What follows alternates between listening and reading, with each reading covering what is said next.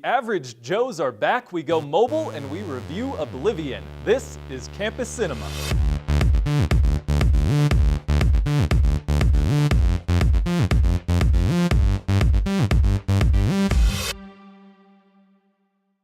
Welcome to the show. Once again, I'm your host, Patrick White. We've got another pulse-pounding, mind-numbing show coming your way. Let's begin by checking out the Blockbuster Buzz. Get ready to dip, dive, duck, and dodge again. 20th Century Fox has officially hired writer Clay Tarver to pen the long-discussed sequel to Dodgeball, a true underdog story. In 2004, the first film went on to gross $167 million, as well as being applauded by fans and critics alike. If the sequel moves forward into production, it's expected that stars Ben Stiller and Vince Vaughn will reprise their roles. No release date has been announced. The world's biggest supercenter is now partnering with the Superman himself. Warner Brothers announced on Wednesday that fans will have the opportunity to buy advance tickets at Walmart to see Zack Snyder's Superman film, Man of Steel. The film doesn't open until June 14th, but advanced screenings will take place the day before on June 13th. Tickets will go on sale May 18th. Warner Brothers is calling this a marketing experiment that, if successful, could trigger a trend in selling advance tickets at other department stores. In other superhero news, Marvel Studios has officially obtained the rights back to their superhero, Daredevil. The move was announced by Marvel Studios president at an Iron Man 3 promotional event. For many years, 20th Century Fox had worked on rebooting the franchise after the 2003 Ben Affleck original failed to click with audiences. I guess you could say they didn't see eye to eye. The question now begs, will the character be seen in any upcoming Avengers projects? Only time will tell. Moving now to this week's DVD and Blu-ray releases, Gangster Squad, A Haunted House, The Impossible, and Promised Land are now available in stores. The Impossible is the only one of these four films that received mainly positive reviews. The film tells the true story of a tourist family caught in the 2004 Indian Ocean tsunami. Naomi Watts received a Best Actress Academy Award nomination for her role in the film. Promised Land stars Matt Damon as a salesman for a natural gas corporation that's trying to tap into the available resources of a close-knit small town. The film was written and also stars The Office's John Krasinski. Gangster Squad follows a secret crew of 1940s Los Angeles police officers who are trying to take down ruthless mob king Mickey Cohen. The film stars Sean Penn as Mickey Cohen and also Ryan Gosling and Josh Brolin as the officers. A Haunted House is a parody film that spoofs the Paranormal Activity franchise and The Devil Inside Me. Looking at last weekend's theatrical releases, there was only one nationwide opening. Oblivion earned $37 million over the three-day period. That's a solid but not spectacular opening for the Tom Cruise sci-fi adventure. It's Cruise's highest non-sequel debut since War of the Worlds in 2003. The film received mixed reviews around the country. Kenneth Turan gave his approval of the film. He had this to say about Oblivion. More adventures than your typical Hollywood tentpole. Oblivion makes you remember why science fiction movies pulled you in way back when and didn't let you go. Ignatiy Vishnevetsky of the Chicago Times didn't quite get the same reception from the film. He had these words to say about Oblivion. If nothing else, Oblivion will go down in film history as the movie where Tom Cruise pilots a white, sperm-shaped craft into a giant space uterus. When we come back, we'll find out what our two guests think of the film. Stay tuned, you're watching Campus Cinema. Welcome back to Campus Cinema. I'm joined in the studio with returning guests Mark Hewitt and Randy Marks. We're here to talk Oblivion. This is Real Talk.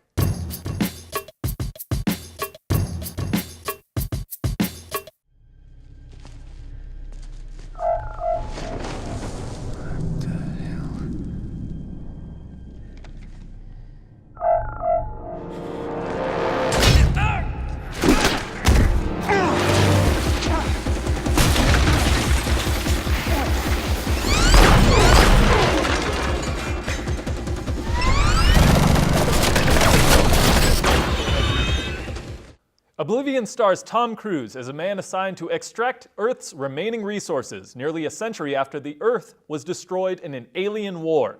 As Cruise carries out his mission, he begins to question himself and what exactly he knows about his mission.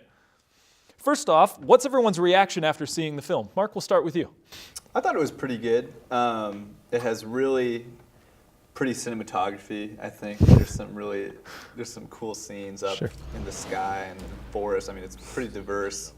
Lots of neat scenes, and the soundtrack was really good.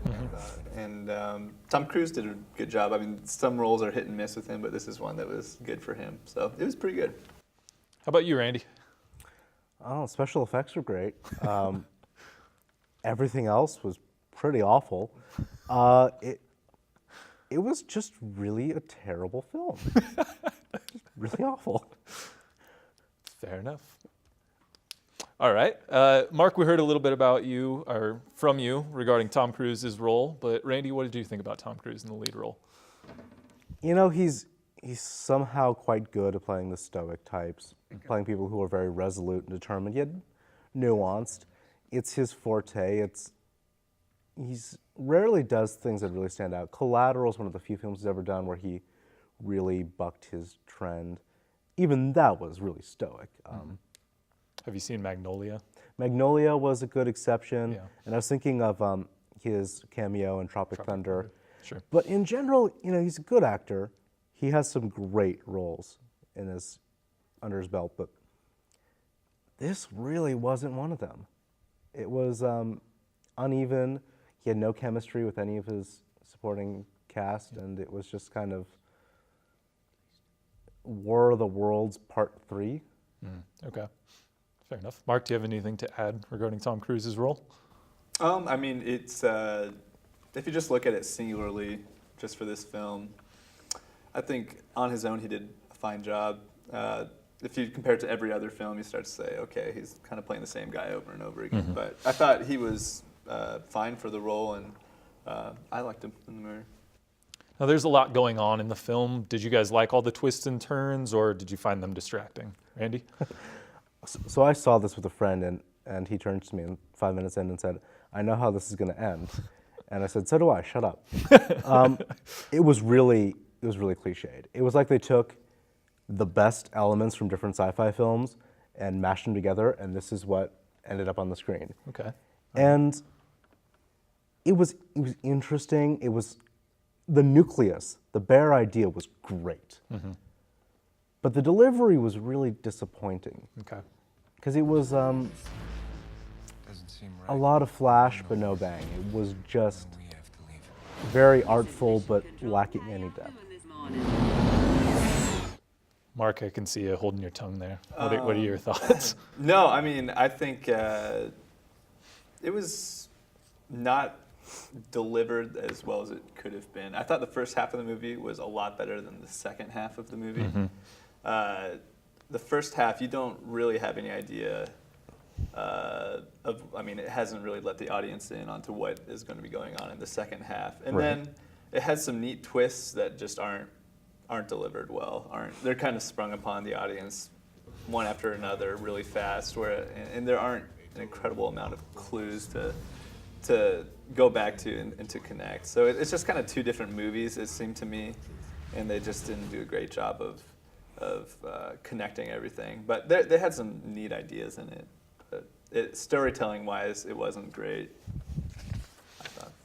All right. Well, thanks for your input, guys. Now it's time to play Professor and give the film a letter grade, as we always do. Now take out your markers and your notebooks, and let's each write down our grades for the week.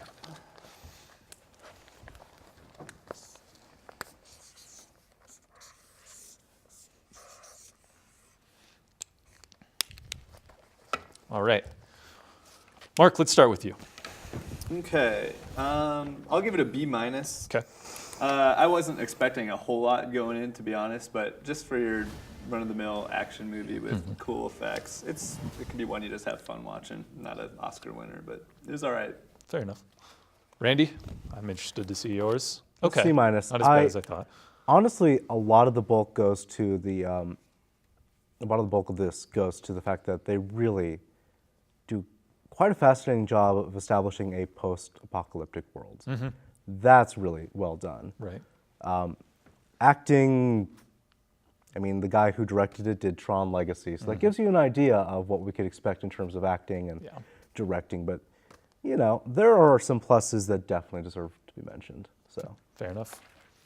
My grade was actually probably generous in your guys' opinion, B plus B. And I'm going to stick to it. I was all right with the film for the most part. I'm a big Tom Cruise fan, as crazy as that guy can get, all the Scientology and jumping on Oprah's couch. I've always liked him as an actor, so I think he's entertaining.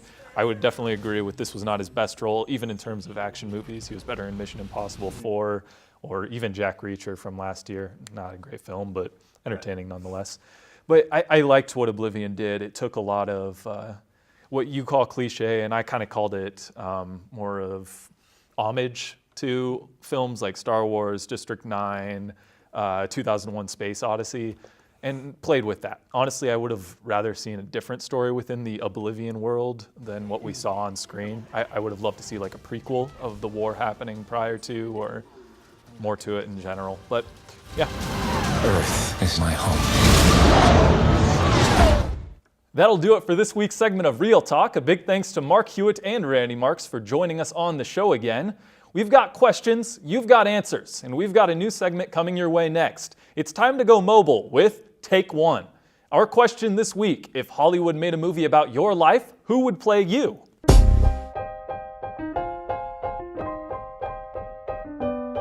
If someone made a movie about my life, I would want either Amy Poehler or Tina Fey to star as me because they're hilarious. Jackie Chan would, because I break lots of bones, so does he. Probably Amanda Seyfried, because I've been told that I kind of look like her. Definitely Rebel Wilson, even though she's probably a couple of times my size. She's hilarious, so. I would say if Hollywood made a movie about my life, it'd be Emma Stone, because she has red hair, she's short, and she's hilarious, and I'm hilarious, so, it works out. Probably Nicolas Cage. People would really hate my movie, but the internet would love me. Shirley Temple. Snooki. Jesse Eisenberg. I would say Betty White would probably star as me because she's spunky and cool and she's very versatile. Rachel Bilson, because she's also brunette and she's kind of silly, but also she has cute clothes. Obviously Batman, because I give them the movie that they deserved, not the one that they would want. I would probably want Emma Watson, even though she's British, so my life would be British or from England or whatever, so I guess that would just enhance it even more. Probably either Rachel McAdams or Sandra Bullock, because Rachel McAdams looks like me, but Sandra Bullock acts like me. If Hollywood made a movie about my life, Charlie Sheen would star as me. Winning. I think it would probably be Mary-Kate and Ashley Olsen. I agree. Reese Witherspoon, because she's cute and I'm cute.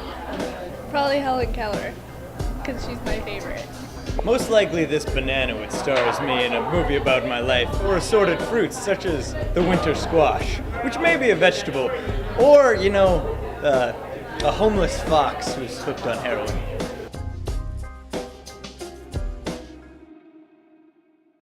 Welcome back to Campus Cinema. Before we part ways, let's take a look at this weekend's releases. At the Rivoli, we have two new films opening up: Michael Bay's Pain and Gain and The Big Wedding. Pain and Gain is Michael Bay's first non-Transformer film since 2005's The Island. Inspired by a true story, the black comedy follows a trio of Florida bodybuilders who get caught up in an extortion ring and kidnapping scheme that goes south. Mark Wahlberg, Dwayne "The Rock" Johnson, and Anthony Mackie star as the Muscle Men. The Big Wedding stars Robert De Niro and Diane Keaton as a long-divorced couple that must fake being married for the sake of their family's wedding. The film also stars Katherine Heigl, Robin Williams, and Amanda Seyfried. That's all for this week's episode. Make sure you tune in next week. We'll be reviewing Silver Linings Playbook in time for its DVD and Blu-ray release. Thanks for tuning in, and until next time, this is Campus Cinema.